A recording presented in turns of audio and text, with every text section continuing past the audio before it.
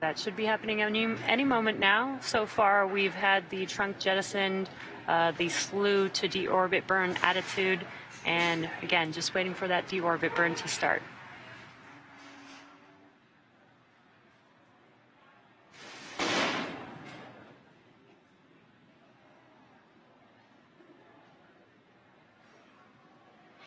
Hearing 10 seconds until the burn begins.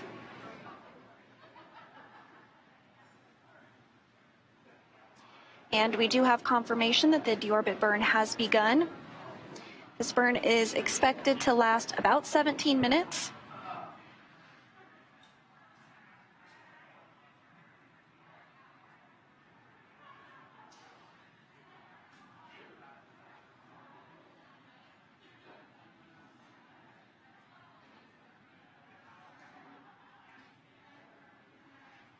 So within the last 10 minutes, Dragon jettisoned its trunk and initiated the deorbit burn just seconds ago. That deorbit burn is now underway.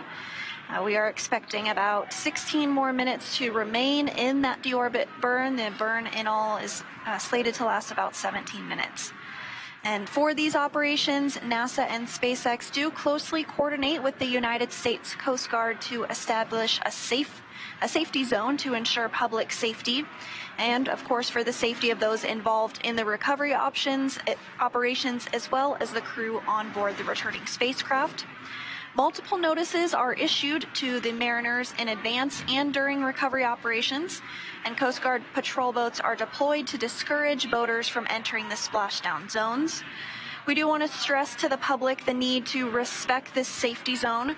Recovering a spacecraft from the water is a hazardous operation, and any other boats interfering increases risk to the astronauts in the capsule. And the teams are working to recover them from the water and the safety of those that come too close. So for the safety of the crew and your safety, we really do recommend you sit back and watch here as we'll be bringing you the very best possible views of our astronauts' homecoming. And you can see some of those views right now from the recovery vessel, Megan. Like we mentioned earlier, the deorbit burn is the last time that the 4 forward Draco thrusters will fire. Dragon Freedom has not yet entered Earth's atmosphere. This deorbit burn is what will line the vehicle up and put it on its final trajectory to the landing site off the coast of Jacksonville, Florida. Right now, Chell, Bob, Jessica, and Samantha are using their screens to keep tabs on the burn duration, which we were able to get a live view of a little bit earlier. Draco thruster firings and trajectory details like entry angle, capsule perigee, and how much distance remaining until the deorbit burn termination. Dragon is flying itself. Again, it's autonomous, so all the crew has to do is stay strapped in their seats and keep tabs on things. With Chell, Bob, Jessica, and Samantha ready to deorbit and splash down back on Earth, they'll be heading to one of 7 targeted sites supported by SpaceX and NASA. All of these sites are located off the coast of Florida, either in the Gulf of Mexico or the Atlantic Ocean. Spreading the supported sites across multiple locations helps to maximize the return opportunities for this mission and future crews, lowering the chance that we'll have to wave off due to bad weather. And earlier today, NASA and SpaceX jointly selected prime and alternate splashdown locations off the coast of Jacksonville, which is our prime today and where the boat is currently staged, and the alternate is Tallahassee, Florida. The selection process works with a lot of different variables, including the space station's orbital trajectory, what landing sites are available and have favorable weather, how much free flight capability Dragon has for the trip home, and the sleep schedule for the returning crew members. We'll start with calculating daily return options based off of the space station's current orbit and Dragon's capabilities to maneuver and line up for re-entry. The time from undocked to landing at the primary site can vary from less than 6 hours to more than 39 hours. Getting home the quickest comes with some obvious benefits, but we always have to make sure that the crew, if properly rested, is properly rested for dynamic operations, preventing us from scheduling 20-plus hour days for them. Trajectory and ballistics experts provide the daily opportunities that would line up Dragon with 7 landing zones and split them into what we call ascending and descending opportunities. Dragon uses its Draco thrusters after leaving station to execute a series of altitude-lowering maneuvers and to line up with the selected primary site. It can also change to different alternate sites while in free flight if sudden weather moves in that we'll need to avoid. And weather is something that we're constantly looking at, making the final call to proceed about 2.5 hours before the crew undocks. So for the Crew 4 return, we looked at a number of weather items. Some of the obvious ones are no rain or chance of lightning in the recovery zone, both for the safety of the crew inside the capsule and the recovery teams on the water. We're also looking for wind speeds less than 15 feet per second or about 10 miles per hour, and relatively calm seas so we can safely execute recovery operations, which includes landing a helicopter on the recovery ship to fly Chell, Bob, Jessica, and Samantha back to Florida. Once Dragon began flying free, we had a number of additional checkpoints to either proceed towards the primary site, head to the alternate, or select a new zone based on real-time weather data. These checks happened all the way up until we're in the final hours before the deorbit burn, which is the last burn in the trip home and commits the Dragon capsule to re-entering the atmosphere. And as we've mentioned, this burn is underway. We are hearing good calls that the burn is proceeding nominally or as expected, which is great news. If you're just now joining, the deorbit burn started just about 6 minutes ago. It's about a 17-minute or just under 17-minute burn. And we are just waiting to hear the call out for when it's complete for a normal burn. And that's what will give us that confirmation for Dragon Freedom. So we are 6 minutes into that burn, as you said. It's about a 17-minute long burn, so we're continuing to progress in that burn, continuing to get good call-outs that everything is going as expected. And so during this deorbit burn, this is the last time that those 4 forward Draco thrusters will fire during this mission. So Freedom has not yet entered the Earth's atmosphere yet. This deorbit burn is really what will line the vehicle up and put it on its final trajectory to the landing site, which of course is off the coast of Jacksonville.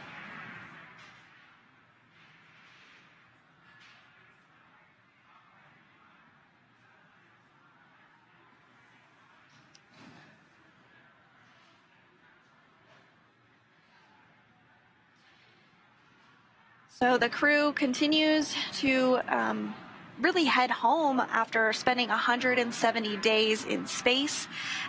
During that time, they completed 2,720 orbits of the Earth, and they traveled over 72 million miles.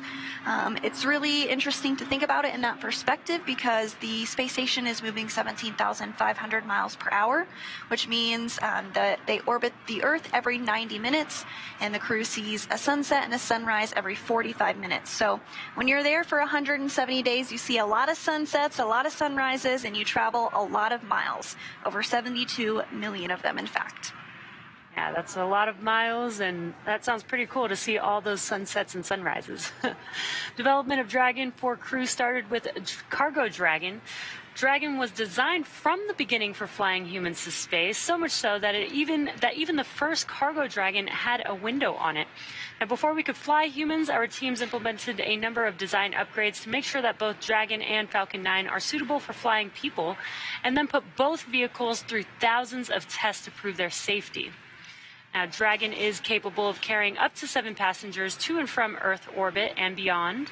It is the only spacecraft currently flying that is capable of returning significant amounts of cargo to Earth, and is the first private spacecraft to take humans to the International Space Station. Dragon is fully autonomous, which means that it can basically fly itself, but also features full manual override capabilities in case of emergency. Now, standing at almost 27 feet tall from the bottom of the trunk to the top of the nose cone, Dragon is composed of 2 main elements. That's the capsule, which is designed to hold crew and pressurized cargo, and an unpressurized section known as the trunk. And for today, we have already jettisoned the trunk, which reveals the heat shield on Dragon as it prepares to return back home to Earth. And there you can see the 27-foot tall Dragon vehicle. That top part there is called the capsule, and below it with the black and white colors there is the trunk. The black portion of that are solar arrays. And you do also see that nose cone at the very top there. Following this deorbit burn, we will close up that nose cone as we discussed, but the nose cone does open for docking and remains attached to the Crew Dragon spacecraft. And then it will close here following the deorbit burn. We are over halfway complete with the deorbit burn. We have about 7 minutes remaining, continuing to hear good callouts, everything proceeding as expected in this deorbit burn. If you're just now joining us, the deorbit burn started around 1:01 p.m. Pacific time. It will last about 17 minutes or just under 17 minutes, and we are just waiting to hear the call out for a normal burn, and that will confirm the completion of the deorbit burn for Dragon Freedom. And prior to this deorbit burn, there was a series of other burns that took place. One of those occurred just a short time ago, and that was the propellant wasting burn, or prop wasting burn, and that really is to just get rid of the excess propellant that is not needed for reentry, and it helps the capsule to weigh less ahead of the reentry sequence.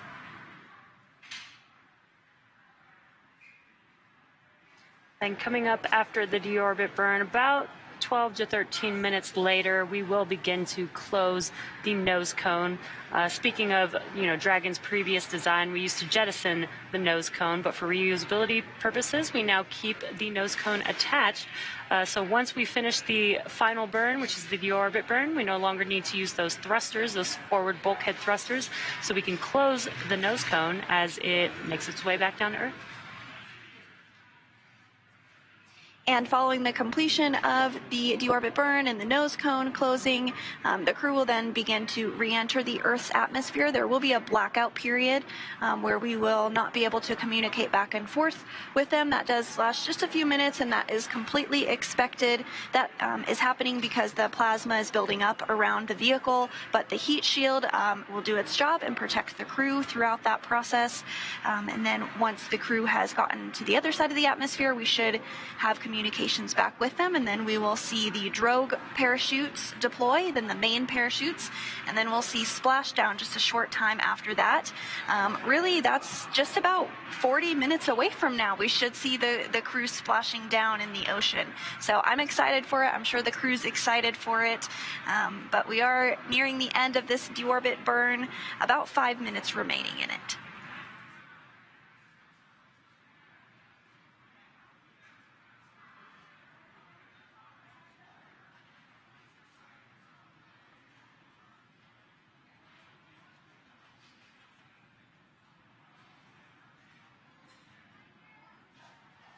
So to talk a little bit about those parachutes that are going to deploy, the drogue parachutes slow the Dragon down from 350 miles per hour, so that's still going pretty quick. But then once the main parachutes deploy, it will slow down quite a bit more to less than 20 miles per hour.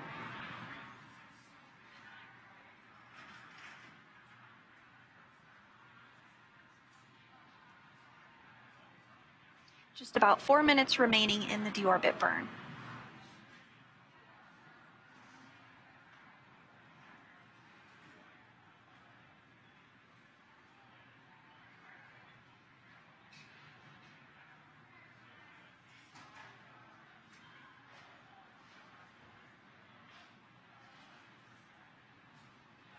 So after those parachutes are deployed, we will see them be cut. There's a fast boat that goes out there, and that's really the purpose of the of that particular fast boat, is to cut those parachutes. And that's really just to make sure that they don't get caught in the wind or pulling the crew around. So those parachutes will be cut. That's expected. And then after that, a sniff check will be done by one of the recovery folks, and that's just to ensure that there is no vapors or anything that would pose a risk to the recovery personnel or the crew themselves as they egress the capsule.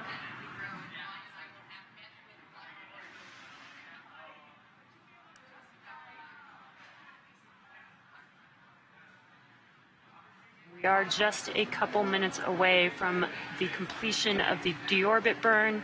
We are just waiting for a call out. to confirm that.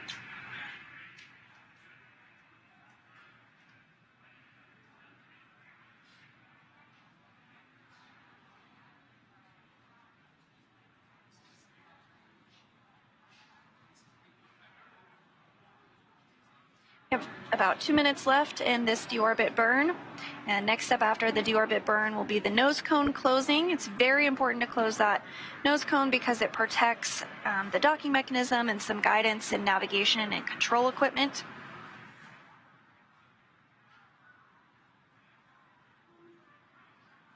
And so at this point, the heat shield is now pointed towards the Earth and is really getting ready to do the heavy lifting of protecting the capsule.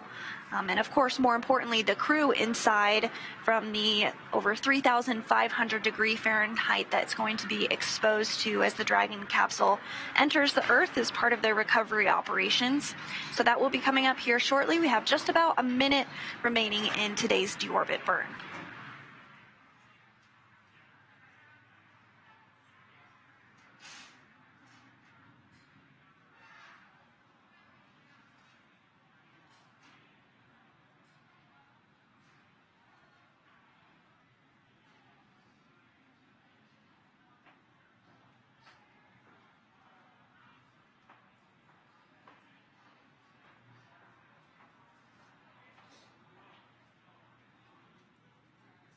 Continuing to hear good call-outs that the deorbit burn is going as expected.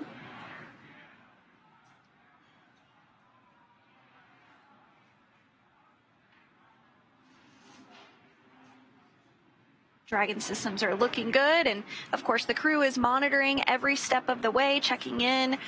They do have iPads as well as the screens that they are able to utilize and look on the tablet as to how much time is remaining on the deorbit burn. And we did just hear the deorbit burn is complete and nominal.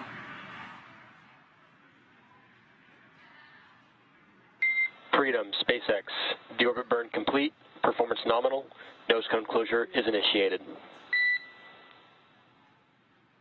Freedom copies, nominal, deorbit burn, glad to hear it, and nose cone closure initiated.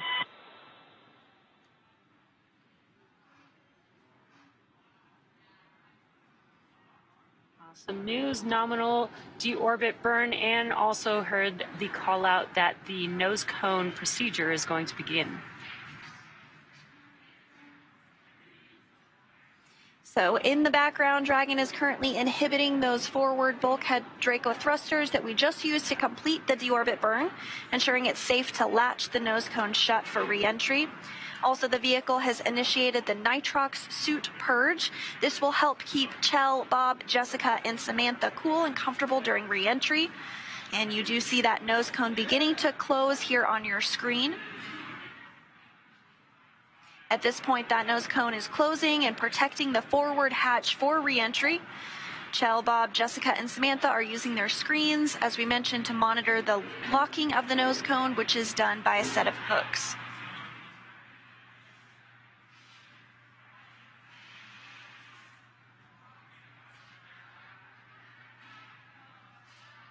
Again, this nose cone sequence is about 12 to 13 minutes long, so we've got about 11 minutes left for that nose cone to officially complete its closure. And good call-outs.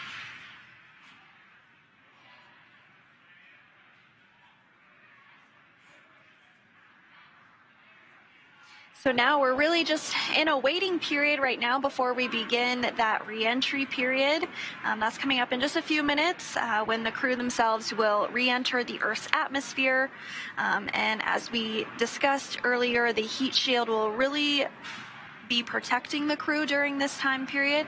The temperatures can reach 3,500 degrees Fahrenheit, but the heat shield was created to protect the crew during this dynamic operation. And as they enter through the atmosphere, it's really going to slow them down. Right now, they're going a little more than 17,000 miles per hour, but as they re-enter the Earth's atmosphere, once they come out on the other side, they'll be going much slower, and then the parachutes will just continue to slow them down from 350 miles per hour to a little less than 20 at the time that they splash down. And also during re-entry, there will be a period where, that heat builds up around the capsule. There'll be plasma that builds up around the capsule. So there will be a blackout zone, which is normal, lasts about 6 minutes long. And then once we get through that blackout zone, then we'll confirm confirmation with the crew to make sure that they still can communicate with the ground here in mission control.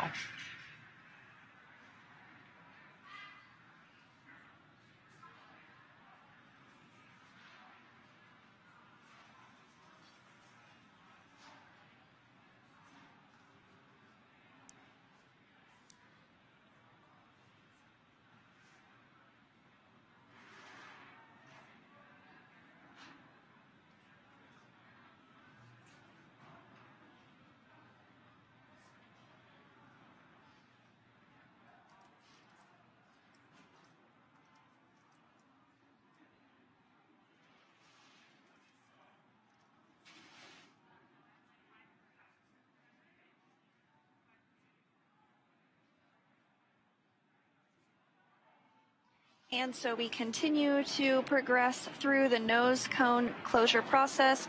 At this time, the hooks are closing. There are 2 sets of 6 hooks, so 12 hooks total that need to close to secure the nose cone and protect that critical equipment.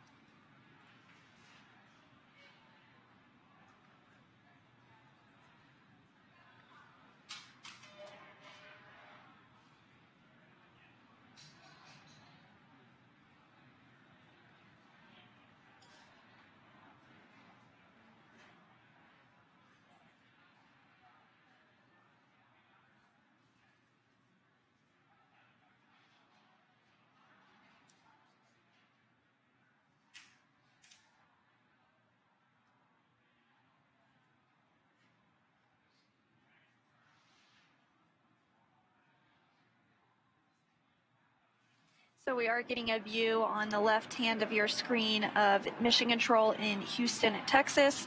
That is where our flight controllers and the flight director monitor the International Space Station 24 hours a day, 7 days a week. We have a variety of different console positions that specialize in different parts of the International Space Station, and they all work together as a team to keep the space station flying. It's now been flying for over it's been continuously occupied now for over 20 years. And on board the International Space Station right now are 7 human beings, of course Crew 5 that just arrived last week, as well as 2 Russian cosmonauts and NASA astronaut Frank Rubio, who arrived on a Soyuz vehicle. But with Crew 4 departing earlier today, it brought the population from 11 crew members down to 7, and that will be the complement for the next few months. And we've been keeping the International Space Station pretty busy with NASA crew flights being about every 6 months. So it's been pretty cool to see, a different group of astronauts every 6 months being able to, perform research and science on the International Space Station.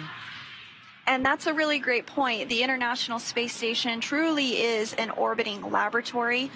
Crew 4 contributed to hundreds of science experiments while they were on board the International Space Station. Crew 5 will continue some of those science investigations as well as start new ones. And what I love so much about it is many of those science investigations have direct implications to us here on Earth. If you're interested in learning more about that, you can check out the Benefits for Humanity. The 2020 version was just published here recently, and you can find that on nasa.gov.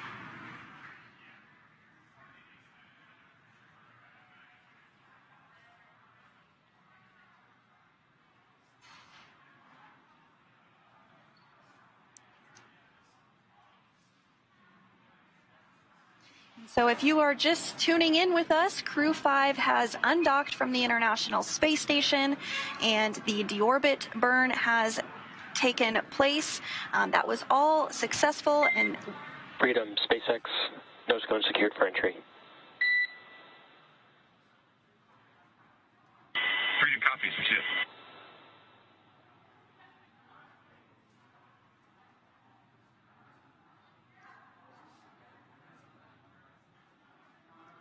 We got some great news. The nose cone sequence is complete, meaning that the nose cone is now officially closed.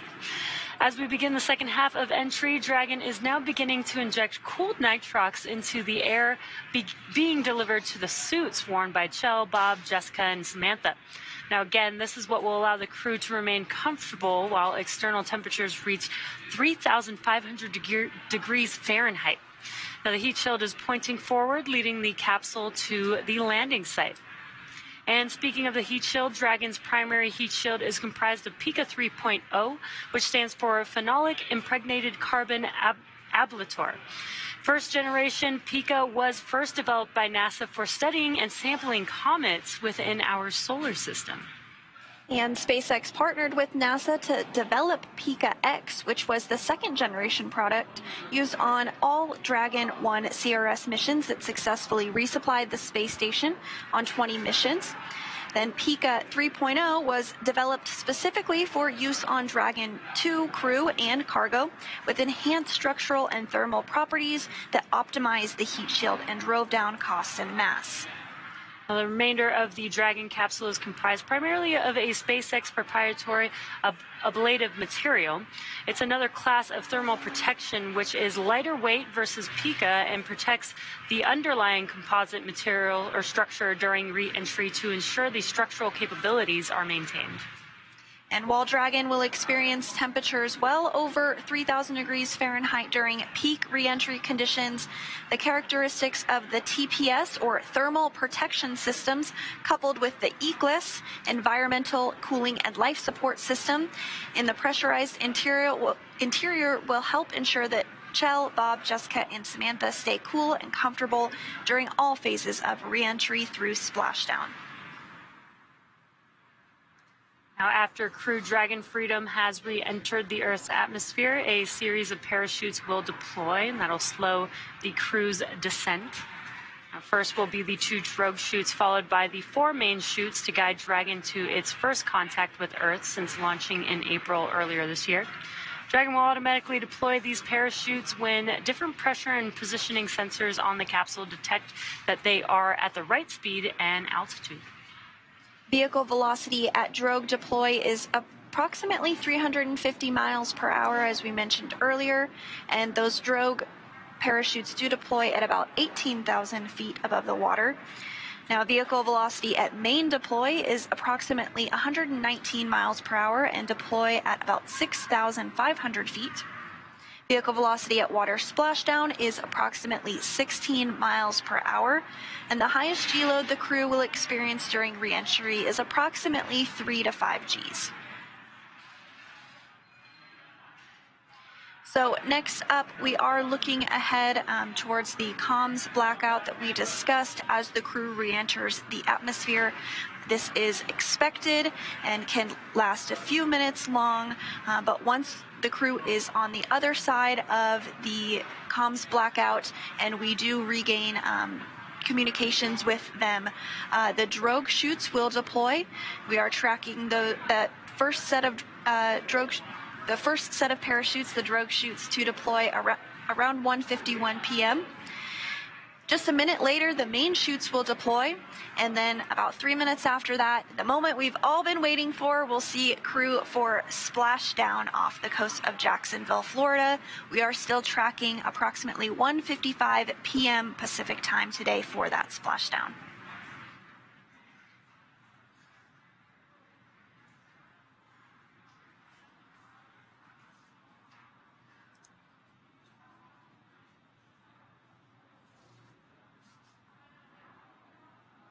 And so at this time, all of the recovery teams are in place. Those fast boats that we were talking about earlier have deployed, and we really are getting ready to bring this crew home. Everything has proceeded as expected with the deorbit burn. The nose cone is now deployed, and the next big milestone that we're looking towards is that communications blackout.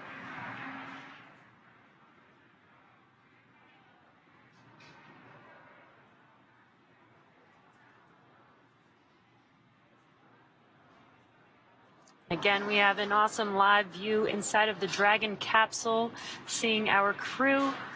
And again, we've mentioned this, that they use the displays to monitor the activities that are happening with Dragon. But Dragon is flying autonomously, so they really just get to sit back and just monitor.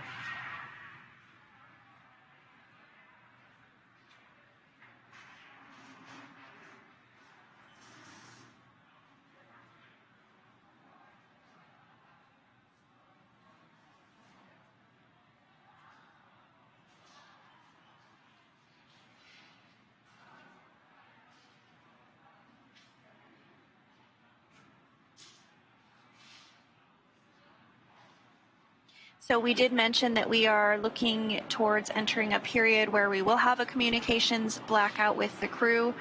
That is because of the plasma that's building up, because we're using the atmosphere itself to help slow us down. We're going about 17,000 miles an hour, and we do need to slow the crew down before they re-enter the Earth, before they splash down. And as they re-enter the Earth's atmosphere, that will definitely happen.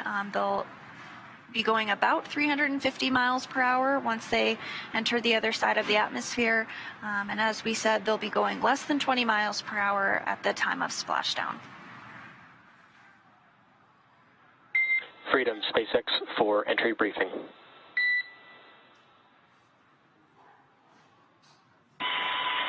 And Freedom, stand by. UHL, I have no deltas from the previously briefed tablet timeline. Dragon systems are looking healthy and ready for entry, and we have no updates for Splashdown. The recovery team is ready to support, and weather's looking good. How copy? We copy all, Arthur. We're looking forward to Splashdown and seeing the recovery forces.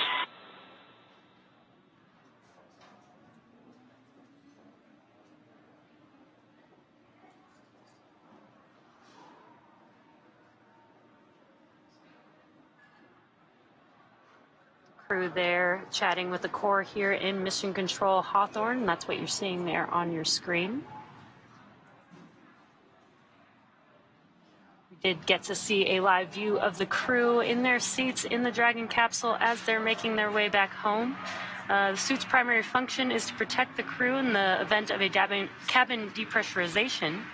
And if that were to occur, the suit would inflate to provide a habitable environment long enough for the crew to return home. And there you can see them there. Right now they are also filling their suits with some cool nitrox that actually helps keep them cool. The suits are kind of an extension of the Dragon capsule. It's almost like they have their own personal AC unit on them. And the suits are flame-resistant materials on the outer layer. Also protects the crew in the event of a fire. They are custom-tailored single-piece suits. This means that the helmet, gloves, and boots all remain attached together. And the helmet that we were able to see on the screen that they're wearing is 3D printed nylon and does have a visor that pivots open. And then they do have quick disconnects or QDs on the right thigh, which mates to an umbilical on the seats. And that is what provides the air for ventilation, oxygen, nitrox for pressurization, and allows the electronics to be connected all from a single location on the suit.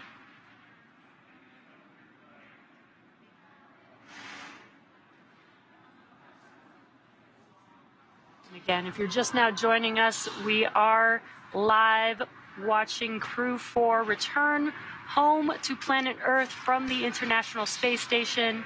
We've had the deorbit burn, we've jettisoned the trunk for the vehicle, and the nose cone has closed on Dragon Freedom. And again, another live view inside of the capsule there. And SpaceX from Freedom. Tablets and secure restraints are tightened and our visors are down. We are ready for entry.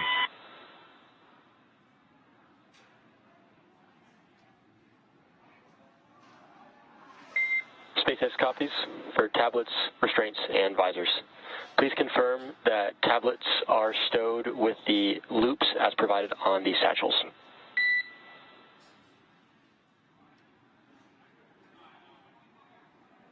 Copy, welcome.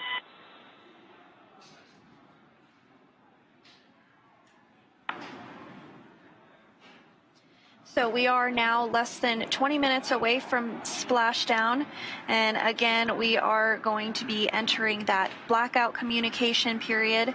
But once we are on the other side of that, things will happen pretty quickly. The drogue chutes will deploy. And SpaceX Freedom tablets are all secure. SpaceX copies. Thank you, Freedom. And at this time, we're just over 5 minutes from predicted comm blackout. We will see you on the other side at 2049.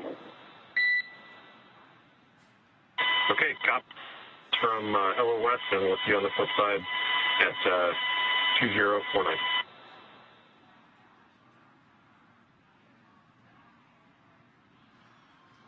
So you did hear those words from the ground up to Crew 4, namely Kjell Lindgren, just ensuring that the tablets are stowed and secured in the proper positioning ahead of the communications blackout expected now less than 5 minutes from now, and really in anticipation of re-entry and then splashdown. As we were saying, the pace is really going to pick up once we are through that communications blackout. The drogue parachutes will deploy, and then the main parachutes will deploy, and then we will see the crew splash down. After that, we'll see the fast boats head out to the crew, inspect it, make sure everything is looking good and the integrity of the vehicle is as it should be, and those main parachutes will also be cut. And then the recovery personnel will work on securing the vehicle and bringing it into the recovery vessel. And then after some private medical checks with the crew, we should see the crew egress a short time after that. So again, we are expecting the splashdown to occur at 1:55 Pacific time, so just a few minutes from now, and we are coming up on that communications blackout that is as expected as well. Yeah, and this blackout period is basically when the vehicle is entering back into the Earth's atmosphere. It is heating up and plasma is building around the capsule, which prevents communications with here in mission control. It lasts about 6 minutes. It is nominal, and once we get through that blackout period, we do make sure that the crew can communicate with the ground here in mission control. And we do have the NASA plane, the WB-57, which is up in the air, and it's equipped with some imaging technology that will be able to get pretty much the first views of the Dragon capsule on its return back to Earth. So we are getting some of that footage right now. We are anticipating that communications blackout and loss of signal here shortly. This is really the beginning of that period where the crew themselves will be re-entering the Earth's atmosphere.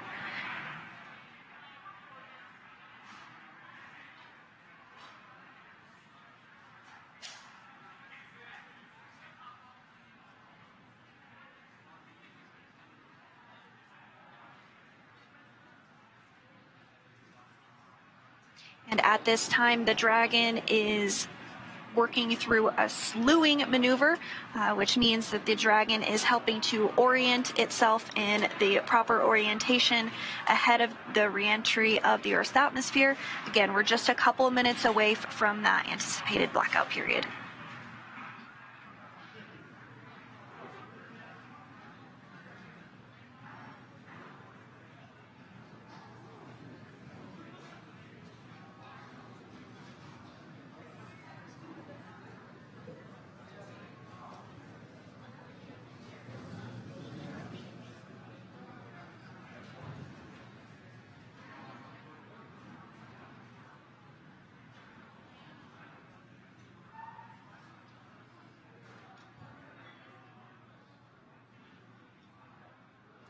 We are just about a minute away from that communications blackout period. Again, it should last only about 6 minutes long.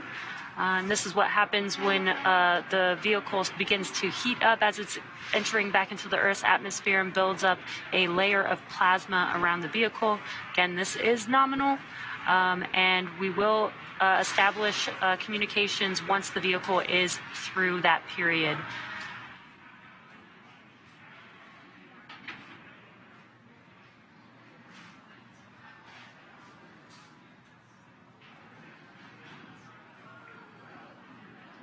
So we are hearing that the Dragon is beginning to hit the Earth's atmosphere here, really at the upper limits of the atmosphere. So that's going to help to slow the vehicle down quite a bit, but we are now seconds away from the anticipated loss of signal.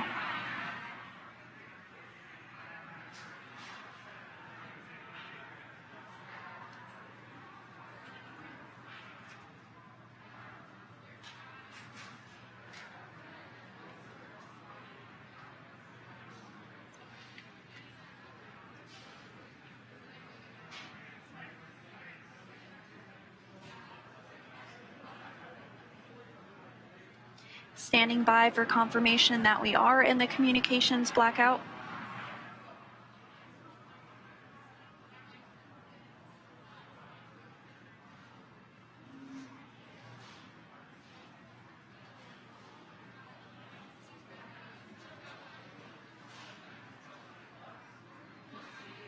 And as we await that confirmation, you can see the crowd is starting to grow here in Hawthorne behind the Mission Control Center here.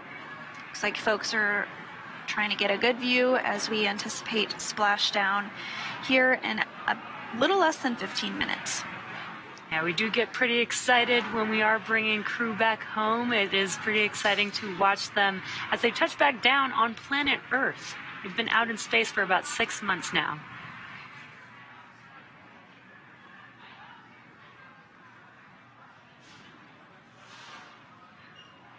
Again, we are currently in the comms blackout period. This is nominal, lasts about 6 minutes. We are just a few minutes away from passing through this blackout period.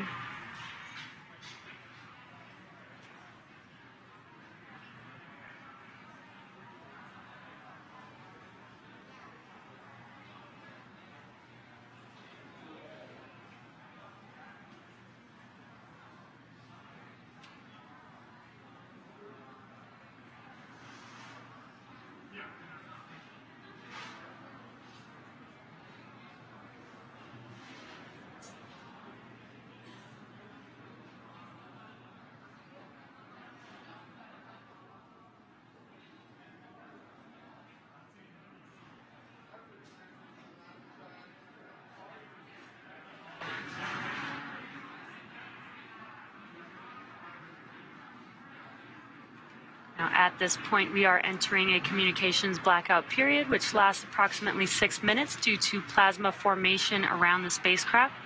Now, during this time, no vehicle telemetry is received by Mission Control or the recovery team, and no external commanding of the vehicle or voice communication is possible. Now, as a reminder, Dragon is designed to fly itself, so during re-entry, the vehicle will be slowing down from orbital velocity, which is approximately 17,500 miles per hour. Now, the top temperature Dragon will experience upon re-entry is about 3,500 degrees Fahrenheit. And again, the blackout period is expected to last about 6, maybe up to 7 minutes long. And we are just about 4 minutes remaining in this anticipated communications blackout period. And during this re-entry phase, the crew is going to be experiencing a deceleration, and the team here on the ground is going to continue to monitor that, make sure that everything is proceeding as expected. But once we're on the other side of this communications blackout, that's when we'll begin to see the parachutes deploy, beginning with the drogue parachutes and then following with the main parachutes, and then we'll see splashdown and then the recovery process to get the crew onto the recovery vessel and then out of the capsule will begin. And we did mention the high temperatures that the vehicle is seeing during this blackout period. So there is nitrox flowing through the suits that the astronauts are in, and that helps keep them cool while the vehicle is getting very hot on the outside.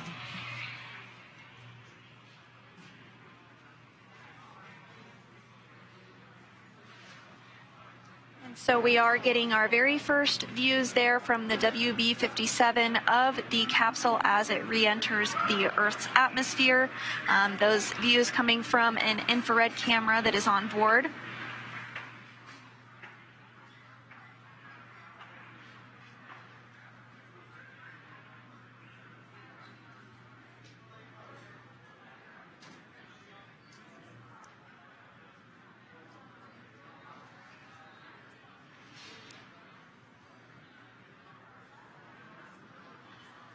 So the team will continue to track Dragon as it re-enters the Earth's atmosphere. We now have about 3 minutes remaining in the blackout period, but again, the WB-57 that is deployed is getting those views of Dragon already. Once the expected blackout period is over, the Corps here in Mission Control will attempt to establish communications with the crew. So you may hear some call-outs checking in with the crew. And they will make that call out until the crew does respond, which will confirm acquisition of signal.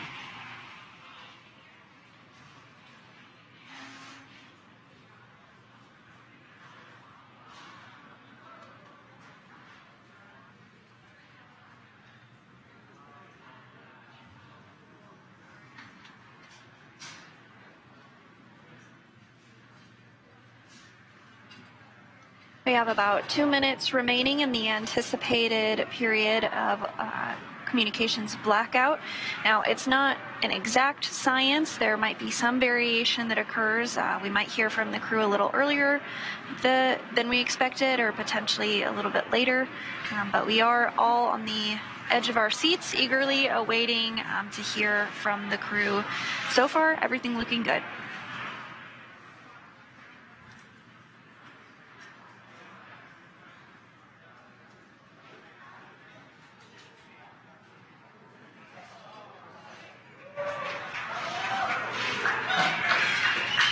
Dragon, SpaceX comm check.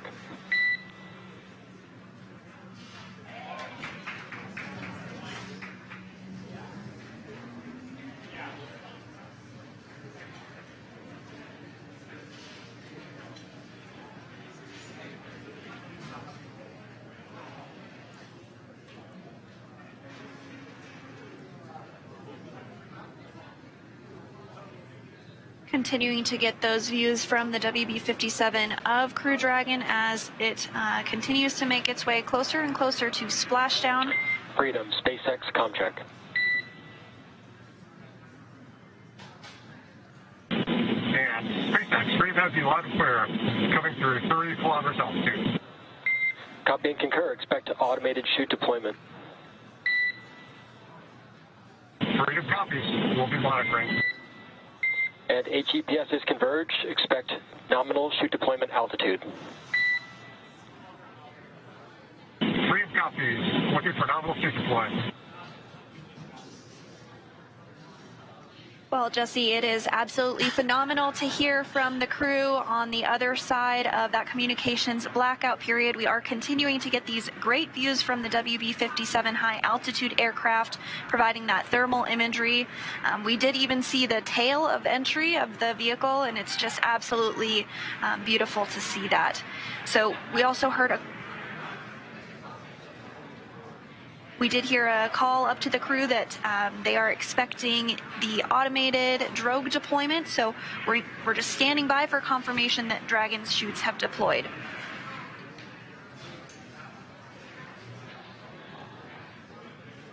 Again, there will be a set. Freedom, SpaceX, brace for drogue window. Bracing for drogues. Corps here communicating with the crew, giving them a heads up that they should feel the drogue chutes deploying here shortly, followed by the main chutes just about a minute later.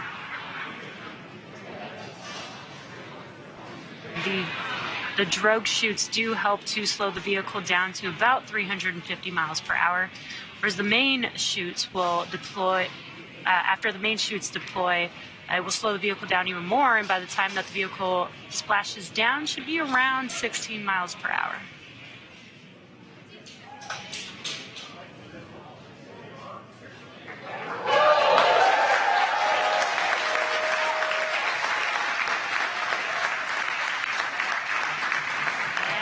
Those drogue chutes, and you can hear the crowd here very excited to see them deploy.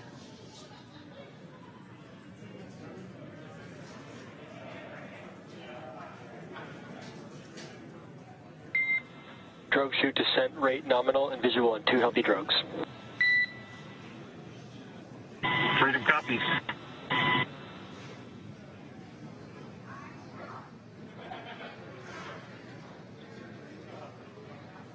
Very cool view of Dragon with the 2 drogue chutes. We are just anticipating the main chutes to deploy here shortly.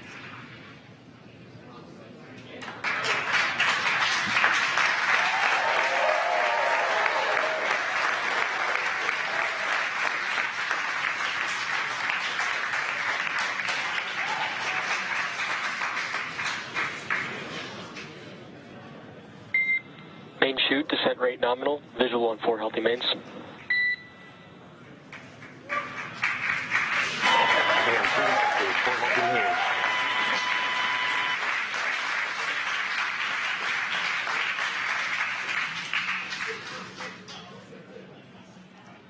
And great news, as you can see there, the main chutes have deployed, slowing the Dragon vehicle down significantly, down to approximately 119 miles per hour. Freedom is 1,000 meters. Copy 1,000.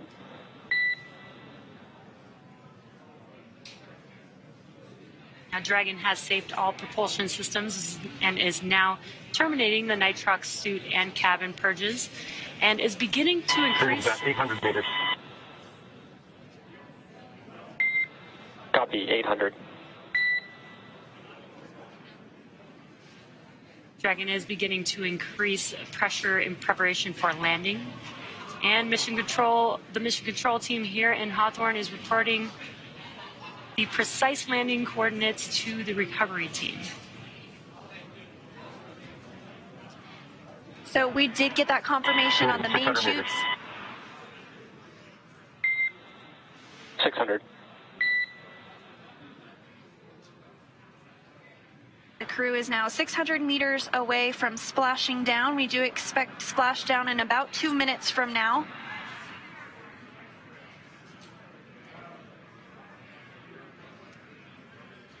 Landing in water is simpler, therefore more reliable, and it provides more margin against unlikely parachute. Freedom 400 meters. Copy 4. Provides more margin against unlikely parachute issues. We had to learn how to make Dragon waterproof, but once you do, it is a rinse, review, and reuse type of process. And we are just about a minute away from splashdown of the Dragon vehicle back onto planet Earth, and hearing good callouts of the altitude of Dragon. Freedom's at 200 meters. We're bracing for splashdown. Copy, brace for splashdown. And again, that descent rate is as expected here. Pretty soon we should be able to see the view of the ocean come into view as Crew Dragon Freedom with 4 astronauts on board prepares to splash down after spending 170 days in space after launching on April 27th.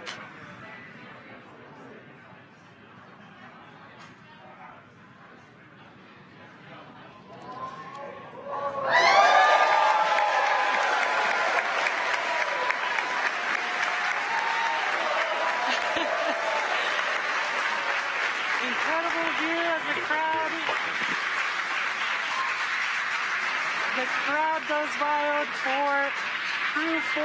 Copy Freedom, SpaceX to splashdown and mains cut.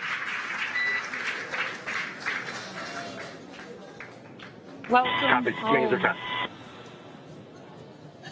Welcome home, Crew 4. Great view watching Dragon splash down back on planet Earth. Now, as you can see on your screen, we have visual confirmation for splashdown of the Dragon spacecraft. Dragon Freedom has returned home, and NASA astronauts Chell, Bob, Jessica, and SpaceX Freedom, we are water uprighting and stable 1. Copy Freedom. We see stable 1. You are go for 4.800. And on behalf of SpaceX, welcome home. Thanks for flying SpaceX.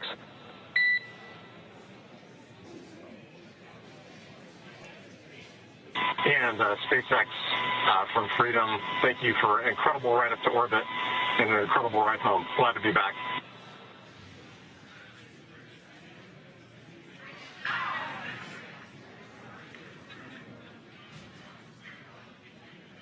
As you can see, Dragon Freedom has returned home, and NASA astronauts Chell, Bob, and Jessica and ESA astronaut Samantha are back on Earth after an approximately 5-hour return journey from space. The SpaceX recovery ship and team has been waiting for Dragon splashdown, and they will now make their way to the splashdown location. And we did hear the call out that the vehicle is in stable 1. That's the configuration that we were hoping for. Stable 1 means it's in the ocean upright as expected, and you can see that exactly on your screen here. So the teams have been ready and waiting about 3 nautical miles away. So it's going to take them about 30 minutes or so to make their way to Chell, Bob, Jessica, and Samantha inside. But about 1 minute and 30 seconds after the landing, Mission Control Hawthorne will give the go for final approach and the safe approach. And then about 2 minutes after landing, the approach boat will begin those inspections that we discussed earlier. That's just to ensure that everything is as expected with the vehicle. X-Dragon, complete with waiting for...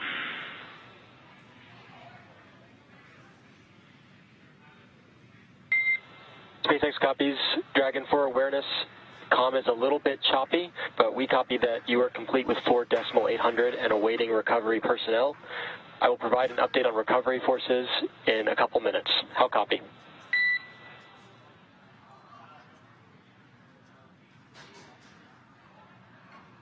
Standing by.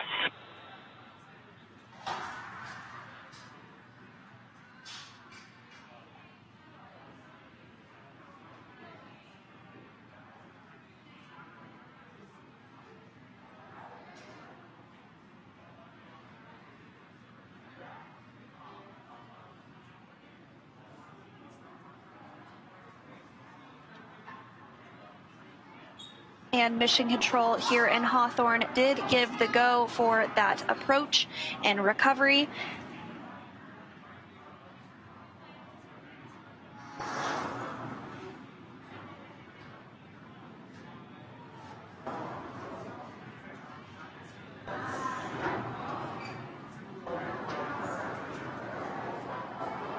And so here shortly, we should be able to get some views of the fast boats as they approach the Dragon Freedom with the crew still on board.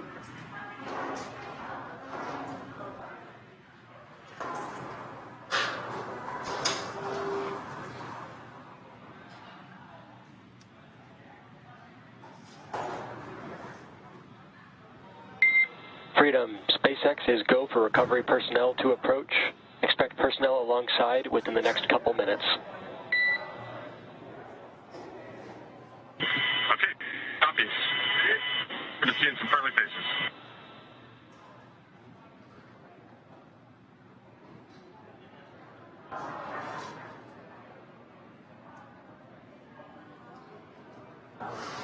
And there you are getting a view of those fast boats as they approach the vehicle.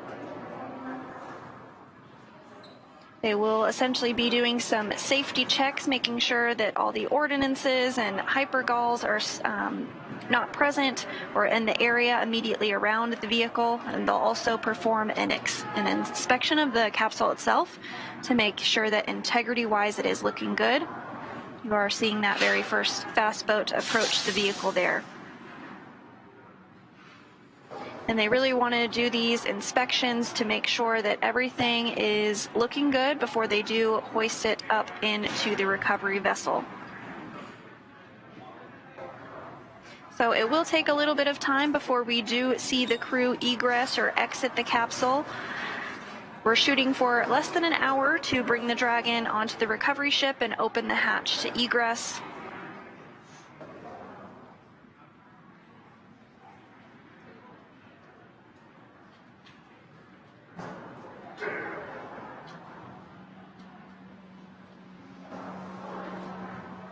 Once these checkouts are complete, you'll see a member of the recovery team actually climb on board the capsule. Freedom SpaceX for camera configuration. And go SpaceX. We are looking for permission to come on board via the display camera view only. Okay, you're welcome aboard.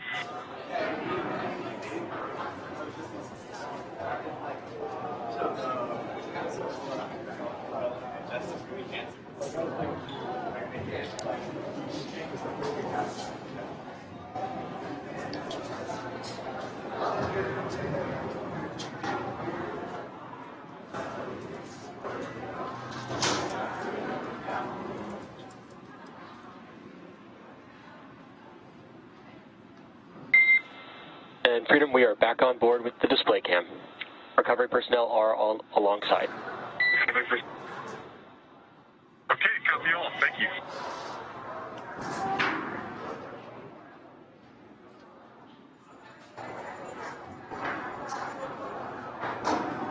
And getting some waves from the crew on board Freedom post splashdown. Looks like they're doing pretty well. First time feeling gravity in 170 days. It looks like they're waving to the world, technically. The crew will remain in their seats all the way until they are brought on board the recovery vessel.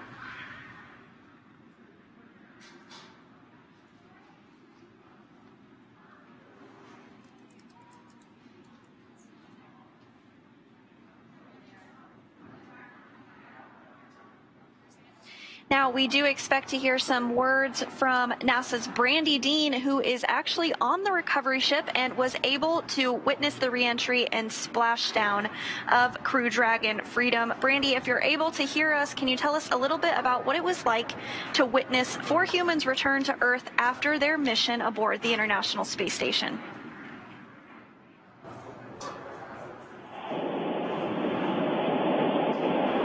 Hey Sandra, it is a gorgeous day for a Splashdown. I hope they're a little rougher than they've been in the past, but it's still a gorgeous, it's a beautiful day. Watching the capsule down, the parachutes were just throwing the sun behind them. It was gorgeous. And so we are now underway and making our way towards the team here on the boat was so excited. There were cheers. We heard the double fun room as it re-entered and got to see it, the drone chute and then landed. Something make its way down. So it's been a really great day so far. We're looking forward to seeing the crew here on board the ship. That's wonderful to hear, Brandy. Can you tell us a little bit about what the crew is doing and is done to prepare for this moment from your perspective as you've been on the recovery vessel?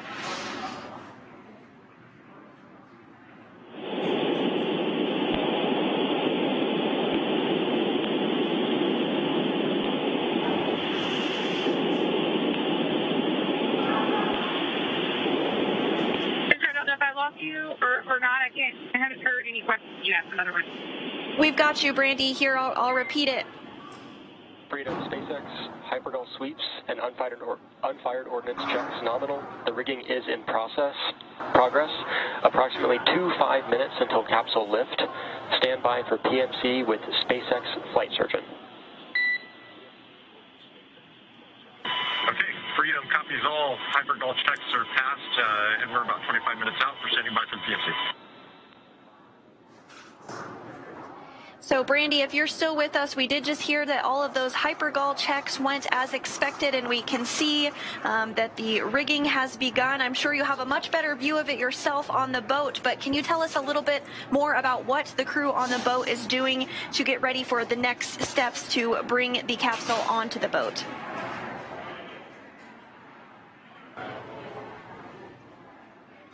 And it sounds like we may have lost Brandy. They are out at sea, so communications can be a bit spotty. We might be able to join back with her a bit later, but you are seeing right now someone on the capsule. They are doing what is called rigging. You see that they're tossing some different equipment up to them, and that's to ensure that the vehicle is ready. Freedom, SpaceX, I will be privatizing Dragon to ground now. The next call you hear will be from the SpaceX flight surgeon on the recovery vessel.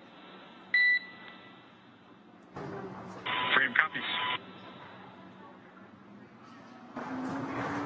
And so those call-outs about a private medical conference, just to ensure that the crew is all feeling healthy, and if there's anything that they may need medically wise once they do get on the boat. That is, of course, privatized for medical and personal reasons, but we are continuing to get really great views here of the rigging process. As I was saying, this individual is working to secure Dragon and enable it to be lifted onto the recovery vessel here in just a short time from now.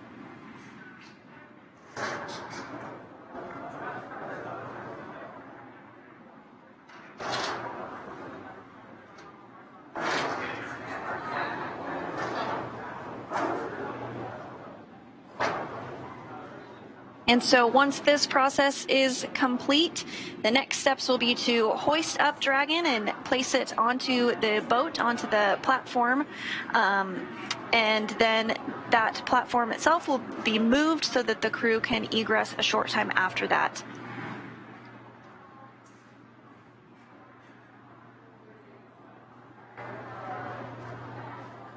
Then once the crew is on the boat and back inside of the capsule, they will board helicopters that are on the boat to bring them back to Ellington Field, which is near the Johnson Space Center in Houston, Texas. And then they will bring European Space Agency astronaut Samantha Cristoforetti back to Europe.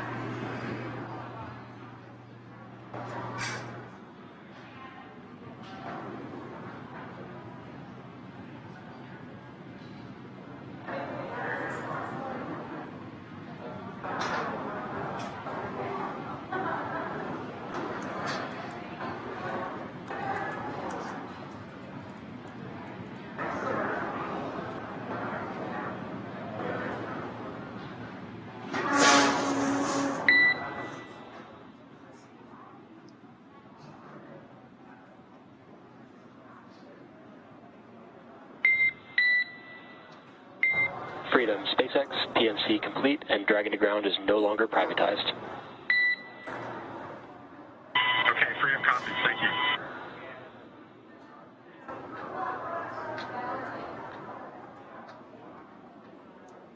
And it sounds like we do have Brandy back with us. So Brandy, if you can hear us, can you tell us a little bit about what the crew on the vessel is doing to prepare for the capsule to be placed onto the boat? We did see the rigging that was taking place, but I'm sure you have a much better view from your perspective.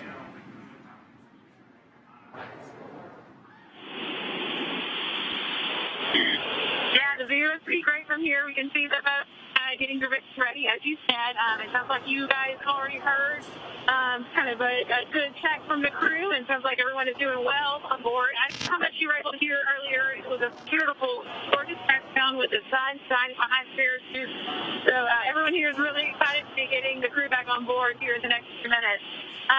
The ship left around the time of undocking today, and then the NASA and ESA teams joined up by a few hours later. So since then, it's been getting the medical room ready. It's still down, and it's going to be really comfortable for the crew. It's been just a little time there, just as long as it takes for the crew to kind of work up to making the helicopter ride back to dry land. They will do a few medical tests first. They'll get some of the IV to get fluid that they lost, while they were in space back into their bodies, help them readjust to gravity a little better. Just do regular medical checkouts, and that sort of thing. And then when they get back to Jacksonville, that's when the fun really starts with the scientific tests that are things, a number of things, including tests that will kind of talk a little bit more about what to expect when we are sending crews to the moon and Mars. They'll do things like having them step up downstairs and see how they're able to handle that, having been in space for several months, and get on the ground, pretend like they've fallen, and try to get back up. Things like that will really help us be sure that we're ready when we're sending crews to different dry land in the future. And then from there, they'll get on planes, go back to Houston. They will spend at least a night, or the Americans will spend at least a night in crew quarters at Johnson Space Center to make sure they're doing well before they jump right into their recovery period of medical tests, scientific tests, and a lot of exercise to get them reconditioned and used to life back in gravity again. Meanwhile, Samantha will be going back to Europe. She'll leave pretty much right away once they get back to Houston. Thank you so much, Brandy, for that insight and sharing your firsthand experience of what it was like to witness splashdown from the recovery vessel. We really appreciate you taking the time to speak with us, but we'll let you get back to it and enjoy your time out there.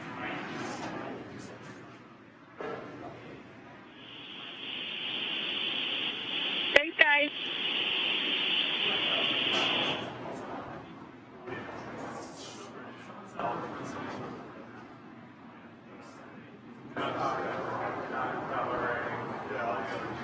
And as recovery procedures continue as expected, we did have a splashdown that occurred at 1:55 p.m. Pacific time this afternoon, and you do see a wonderful photo on the left hand of your screen of that splashdown with the main parachutes all deployed. Really the moment that Crew Dragon Freedom touched Earth again for the first time in 170 days.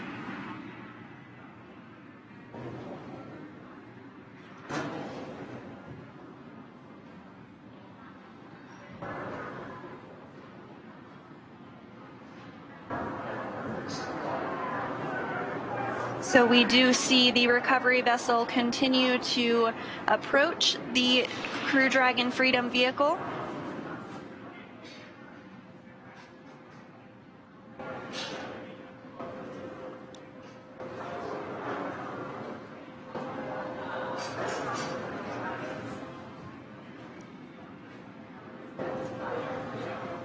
You are seeing on your screen a live view inside of the Dragon capsule with our crew patiently waiting in their seats. They will remain harnessed into their seats until the hatch is actually opened on the Dragon vehicle.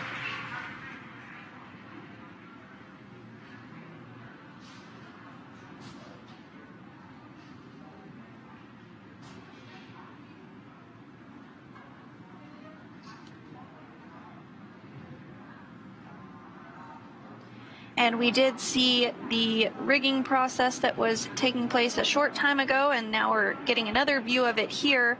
That person on the capsule is called the rigger, and they are working to secure Dragon to rigging hardware to safely lift it up and out of the water. And that will be done using that A-frame, which is the boxy frame that you see towards the back of the boat there.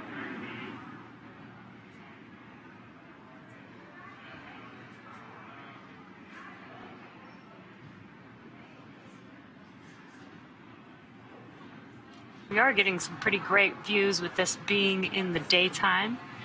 We have splashed down in the nighttime where it's a little bit harder to see, but today we've got some light and get to watch the process pretty clearly here.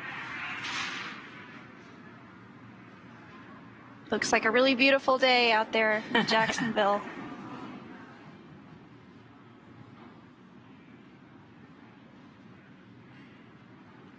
Now, I am hoping that we will have the chance to see the rigger jump off of the vehicle. That's always one of my favorite parts.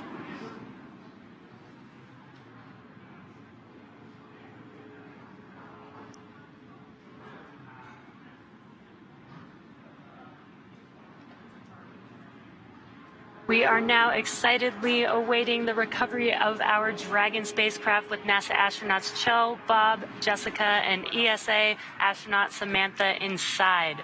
Dragon has already autonomously completed several steps to safe itself following splashdown. Now, for those of you just joining us, the mission has gone smoothly so far. Dragon successfully splashed down in the Atlantic Ocean off the coast of Jacksonville, Florida at 1:55 p.m. Pacific time. Approximately 5 hours before splashdown, Dragon autonomously undocked from the International Space Station and completed a series of departure burns. The trunk was then jettisoned, and the final burn, the deorbit burn, was completed to place Dragon on a trajectory toward Jacksonville, Florida. Dragon successfully re-entered the Earth's atmosphere, followed by deployment of its parachutes to slow the spacecraft down to a gentle splashdown. And we saw that moments ago, just a few minutes ago, rather, and we had really gorgeous views of it. So we're now following the final part of Chell, Bob, Jessica, and Samantha's journey as Dragon is going to be lifted out of the water and placed on the recovery boat. Upon detection of landing, Dragon autonomously releases the main chutes to prevent wind from pulling the spacecraft. Dragon then automatically safes any pyrotechnics still present on the vehicle and may automatically perform additional minor system reconfigurations. The astronauts remain seated and in their seats and in their suits as well at this point, but the onboard air conditioning keeps temperatures in check inside of the spacecraft, and the communication systems on board remain powered so that the crew can continue to communicate. And we did see that motion of the A-frame as it was getting ready to lift the capsule up and out of the water. Now, SpaceX does have 2 fast boats in the recovery fleet, which have moved to the splashdown point already. They were followed by the main recovery vessel, which is really getting ready to lift the vehicle now at this point. So those 2 fast boats do have a very specific role. The first approach is focused on immediate safety inspection of the capsule integrity and checking for any presence of hypergolic propellant vapors, ensuring that it is safe for the recovery vessel to approach the Dragon spacecraft. All of those checks performed well, and once the spacecraft is cleared for full approach, the team begins rigging the capsule for water recovery by the recovery ship. That process is underway and just wrapped up. And then the second boat is really responsible for parachute recovery and serves as a redundant boat to the first.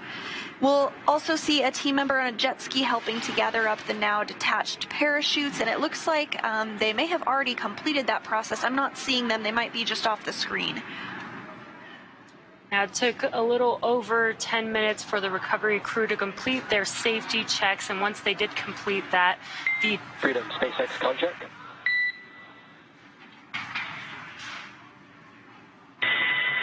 SpaceX, Freedom has you loud and clear. Rigging is complete. Please brace for capsule lift. Copy that. Bracing for capsule lift.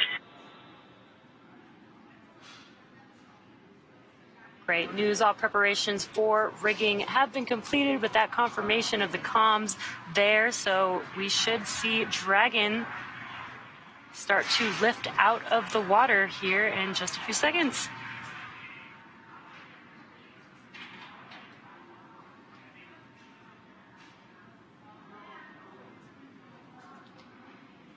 And the recovery teams are now preparing to lower the vessel's hydraulic lift mechanism into the water to bring the spacecraft into the on-deck translation system known as the deck. Dragon will remain known as the nest, and Dragon will remain in this nest during the crew extraction and then for the journey back into port. So here momentarily we will see the capsule being lifted and set on the nest. It will then be centered and oriented and then translated into the hangar underneath the helipad aboard the ship so that we can open up the hatch. And once open, a SpaceX medical doctor will be the first one to check in on Chell, Bob, Jessica, and Samantha and see if they are ready for egress or getting out. And you see that motion underway now as Dragon is lifted into the nest.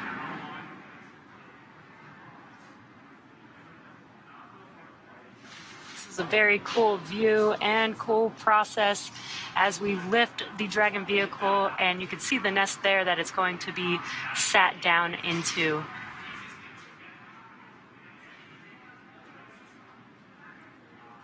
While Dragon's top hatch is used to connect to the space station, the astronauts will egress from the Dragon's side hatch, pending capsule orientation in the water. Now, before opening the hatch, the spacecraft's cabin pressure must be equalized with the outside environment.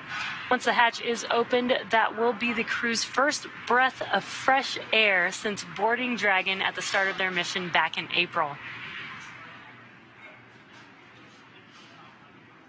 So it is important to note that Chell, Bob, Jessica, and Samantha will be getting some assistance from the recovery team while they are exiting the capsule.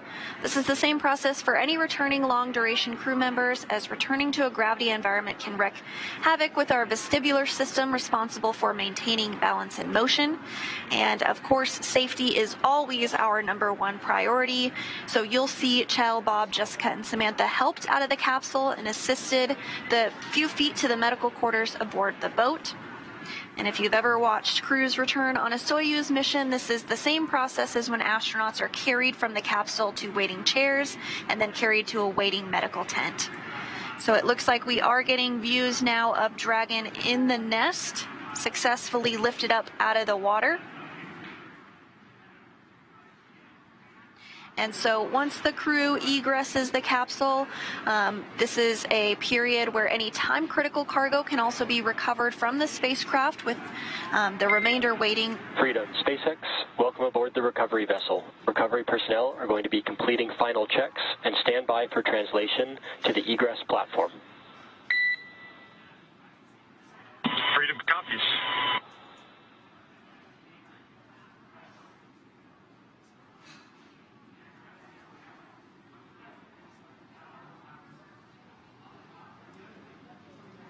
Great news there as Dragon sits in the nest there, and you did hear some comms. What they're going to do is, once they de-rig this, they will slide the Dragon vehicle to a platform where the astronauts can easily exit that side hatch there.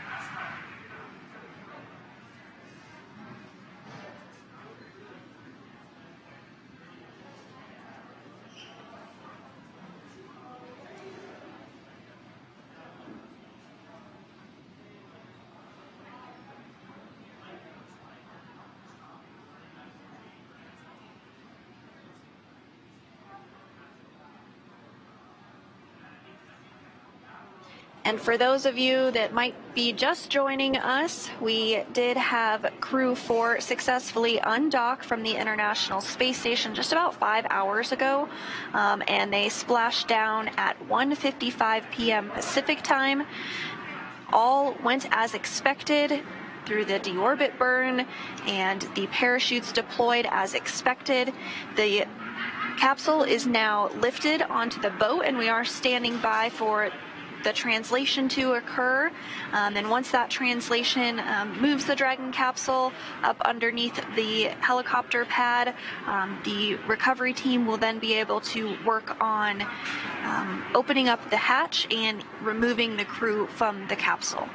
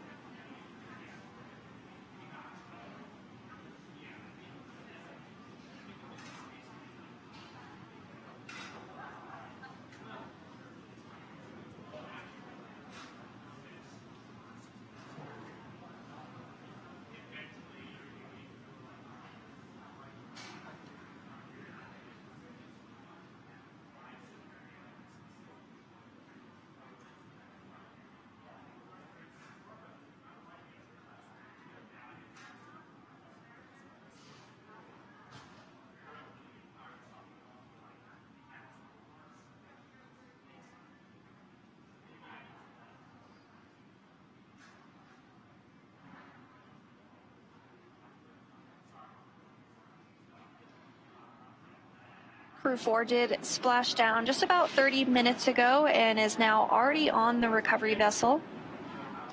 The recovery vessel being used today is named Megan, after Crew 2 astronaut Megan MacArthur. So we are standing by for that translation maneuver to occur. You can see on the recovery vessel the platform that they will translate the Dragon vehicle to.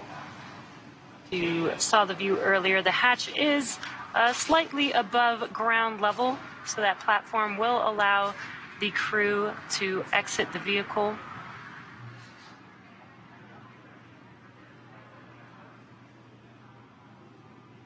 Again, if you are just now joining us, the Crew 4 crew is now back on planet Earth. They are still inside of their seats and suits inside of that Dragon capsule that you see there on your screen.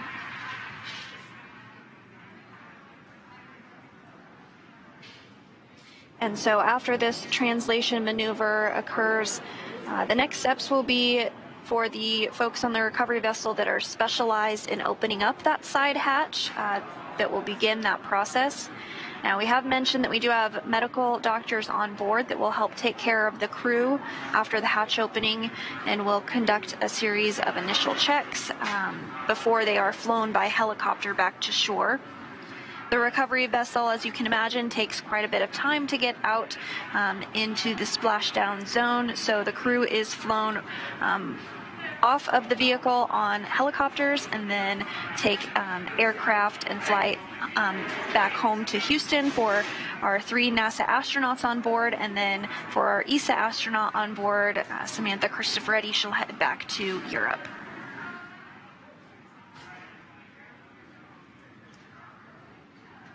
And the crew has been out in space on the International Space Station for about 6 months.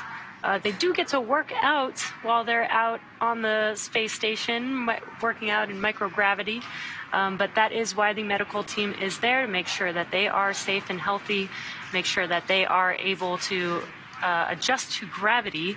It's probably a pretty big adjustment being gone from gravity for such a long period of time. So the medical team will be there to make sure that they can exit the vehicle safely, and then we'll do some private medical checks with each of the individuals.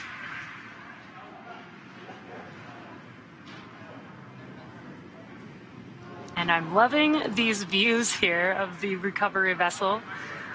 We don't often get to see this because sometimes it is nighttime, depending on when undocking and splashdown does happen for the crew members. So this is a pretty nice treat to get to see this great view. And you can see the helicopter pad on top of the recovery vessel there that Sandra was mentioning. There will be a helicopter that comes and lands there shortly once the crew is or has egressed the Dragon vehicle and is ready to fly back to land, and then take another flight on a plane to Houston, with Samantha taking a flight back to Europe.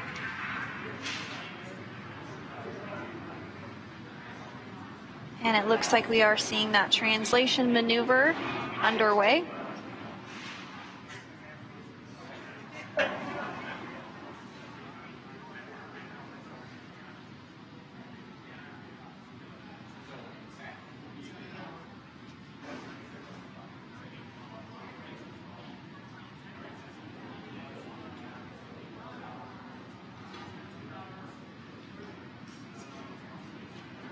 And coming up next, once this translation maneuver is complete, the crew on board will begin to open up that side hatch.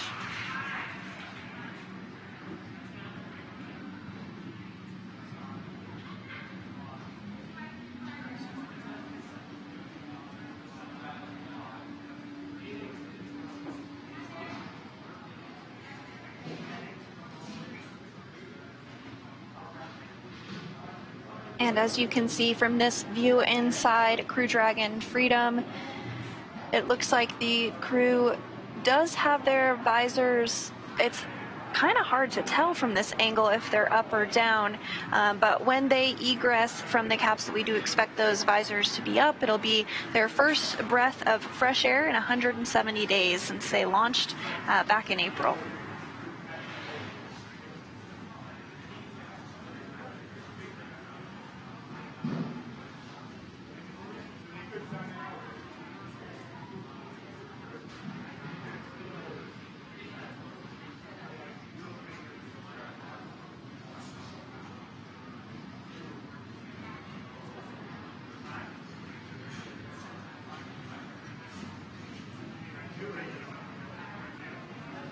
And we were seeing some views of the personnel on the recovery vessel who are specialized in opening up that hatch begin to get everything ready to begin that process. So we do expect hatch opening to come just a short time from now.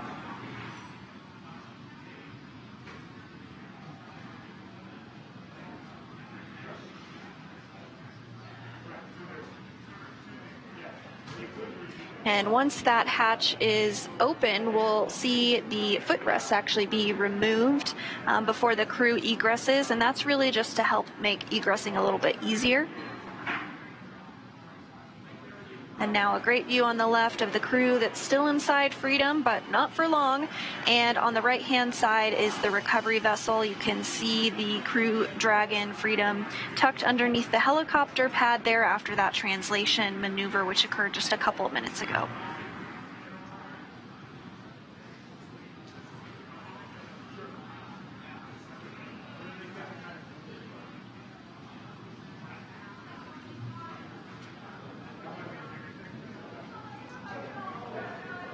Also, prior to hatch opening, the pressure inside of the cabin must be equalized with the outside environment, so that is also happening at this moment.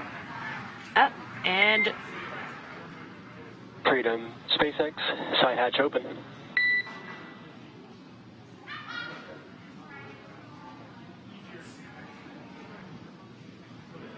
And the side hatch is open. These recovery personnel are the first people the crew has seen on Earth since their launch day. And those folks they saw on that day were the closeout crew who closed the hatch back in April.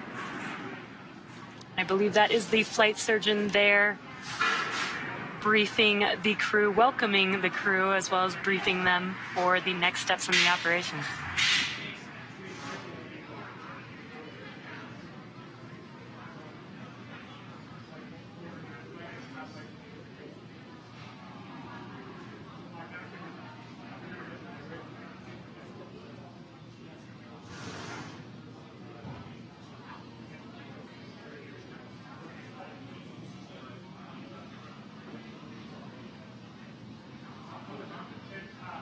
Now that the side hatch is open, the recovery personnel are going to work to remove those footrests, and then after that we should see the crew begin to egress the capsule.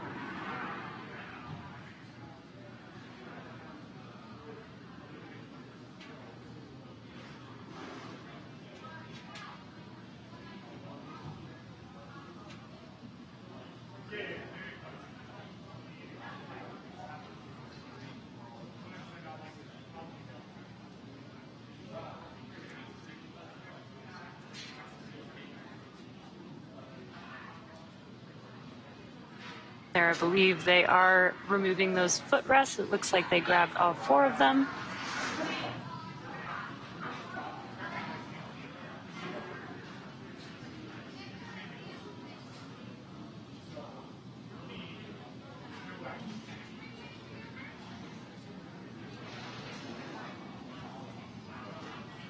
Some smiles, thumbs up. Looks like they're feeling pretty good.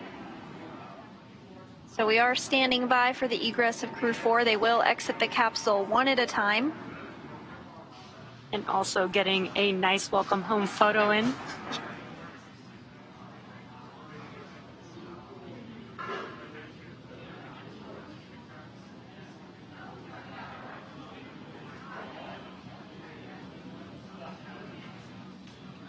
And as the crew exits, you might be able to see a stretcher in the view. That is perfectly normal and expected. It's part of the nominal procedure. As we mentioned, the crew will be taken to medical facilities.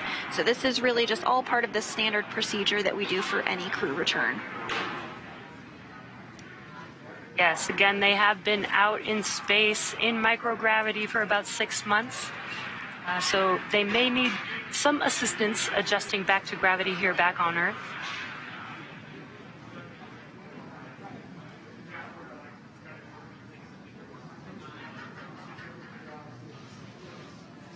So I did hear that there's a special guest on board looking to welcome crew 4 back to Earth. In fact, it's the namesake for the vessel that they are on. NASA astronaut Megan MacArthur there in your screen on the left of your screen. In the hat, you can have a view of her here on the left of your screen here. She's, I'm sure, looking forward to welcoming the crew back to Earth. That's really awesome to have her on board, especially the vessel that they named, that we named after her. Absolutely. So it looks like they're continuing to remove those footrests ahead of egress.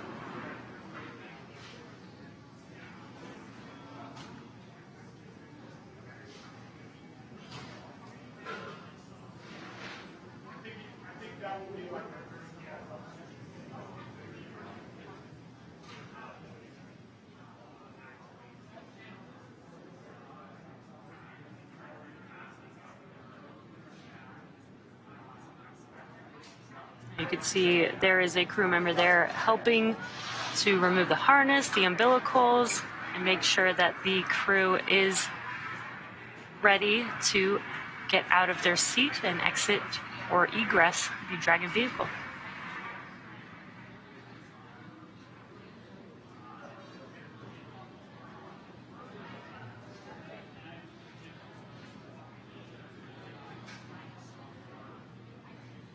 And once the crew does egress, they'll take part in those medical checks, and then after that they will board helicopters where they will fly back to shore, at which point they will board a plane and fly back to the Ellington Airport just outside of the Johnson Space Center in Houston.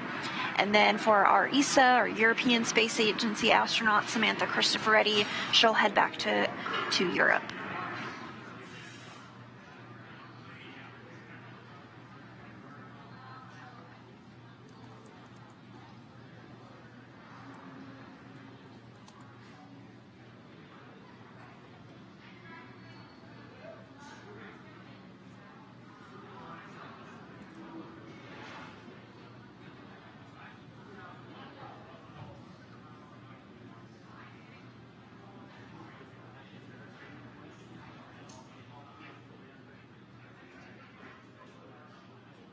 And so from this view over the shoulder of the crew, kind of looking behind the crew, from left to right, we can't see her right now, but on the farthest left is European Space Agency astronaut Samantha Cristoforetti.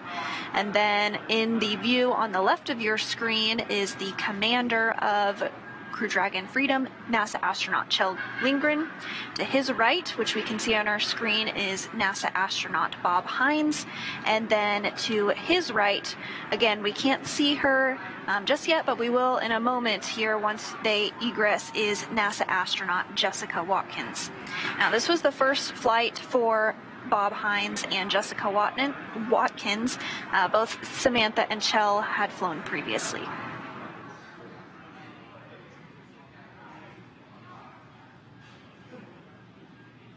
I also believe you mentioned a pretty cool fun fact about Samantha being having one of the longest amount of time out in space, correct? Yeah, that's right. So Samantha Cristoforetti now is second in the running for longest space flight by any woman. She has totaled 369 days in space over her 2 flights, and she is second only to now retired NASA astronaut Peggy Whitson.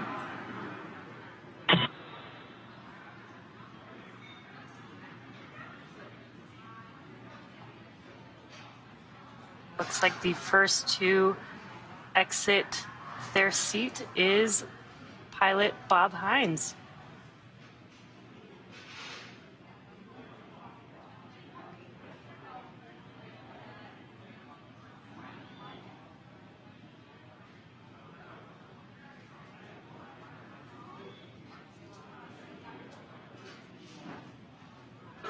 And so again, you do see that stretcher to the left of the screen there. That is all part of our standard procedures. Looks like we're getting some claps and cheers for Bob Hines. First out of Crew Dragon Freedom.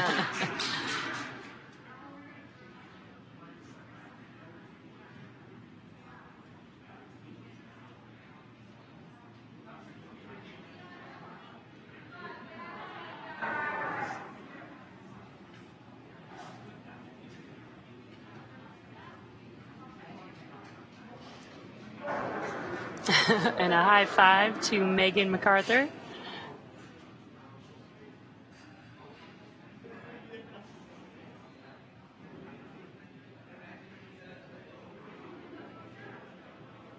And so as we just saw, Bob Hines was the very first to exit or egress the capsule. He spent a total of 170 days in space. This was his very first space flight. And it looks like next up we will have the commander, Kjell Lindgren, who will exit the capsule.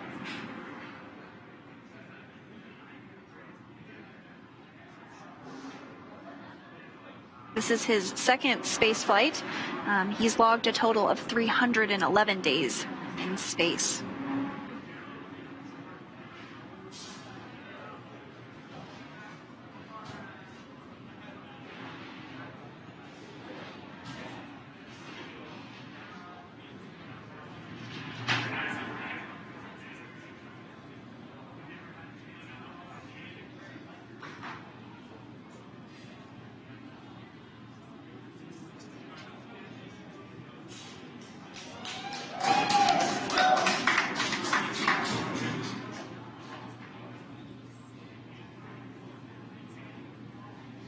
And Kjell Lindgren is now outside of Crew Dragon Freedom.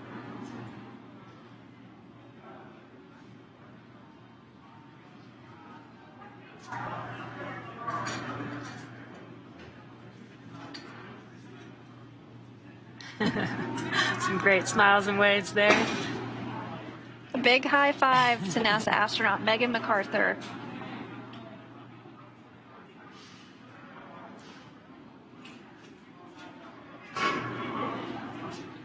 Recovery personnel now working to get Jessica Watkins ready to egress.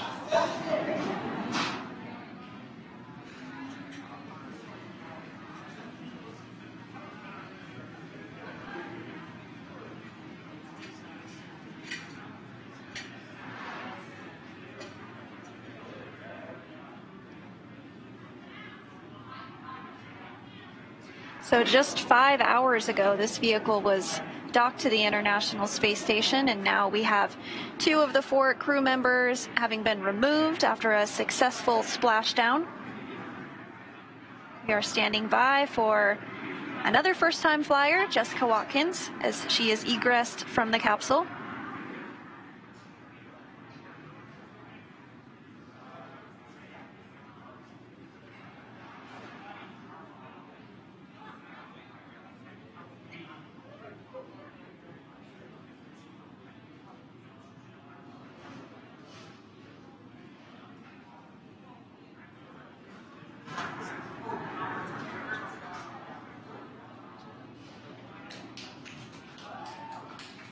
And there she is, NASA astronaut Jessica Watkins, standing up for the first time in about 6 months.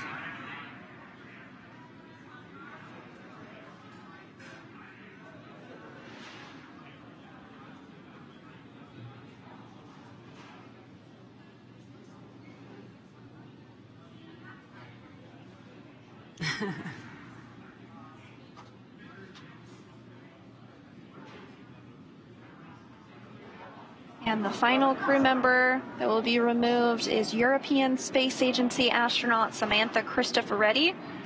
who after this mission has logged 369 days in space over her 2 flights, which again, that does make her the second on the all-time list for most days in space by a woman. And that is second to NASA's Peggy Whitson, who logged 665 days in space over her 3 space flights.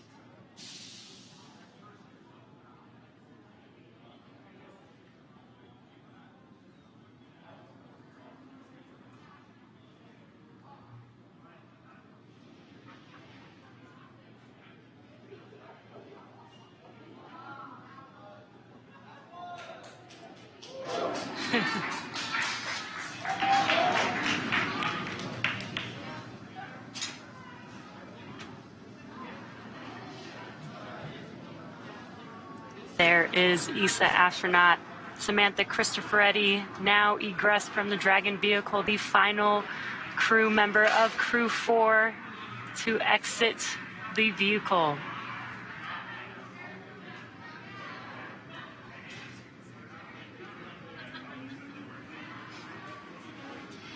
Well, now that Kjell Lindgren, Bob Hines, Jessica Watkins, and Samantha Cristoforetti are safely back home on Earth and getting checked out by the NASA medical team, we're going to wrap up our live coverage of the return. This all kicked off on April 27th from historic launch pad 39A at the Kennedy Space Center in Florida. After a successful liftoff and separation from Falcon 9, Kjell, Bob, Jessica, and Samantha made a 16-hour flight on board Dragon to the International Space Station. Since arriving at the space station, they spent nearly 6 months as members of Expedition 67 and 68, executing science experiments, spacewalks, and repairs while aboard the orbiting laboratory. And their journey home began earlier today, October 14th, when they closed the hatch to Dragon and undocked from the International Space Station at 9:05 a.m. Pacific time.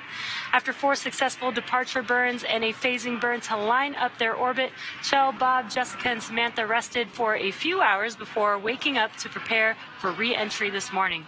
We jettisoned Dragon's trunk and performed our final on-orbit maneuver, the deorbit burn, at 1:01 p.m. GMT or Pacific time to send Dragon on the path home. The spacecraft re-entered the Earth's atmosphere and slowed its descent with successful deployments of 2 drogue parachutes and 4 mains, with the final splashdown occurring off the coast of Florida at 1:55 p.m. Pacific time. Now, following that successful splashdown, we saw SpaceX recovery experts move in and prepare Dragon Freedom for its lift onto the recovery vessel. And just a little less than an hour ago, following splashdown, we saw Kjell, Bob, Jessica, and Samantha make their way out of Dragon into the recovery ship's medical facilities, safe and sound. And next up, they'll catch a helicopter flight back to shore, where they'll transfer to aircraft that will take them home.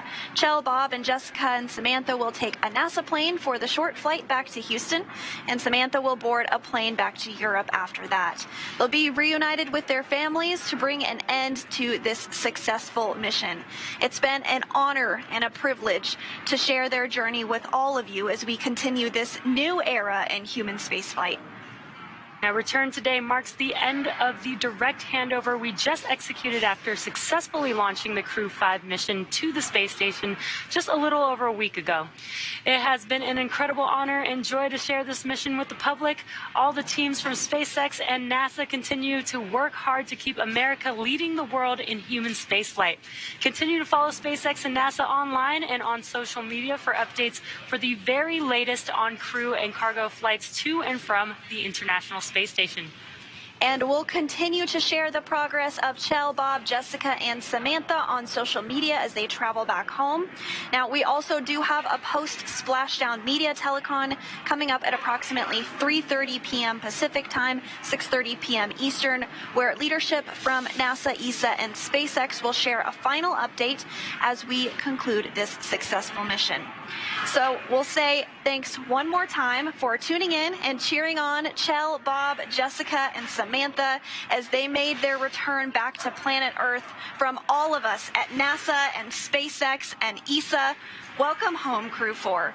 So long.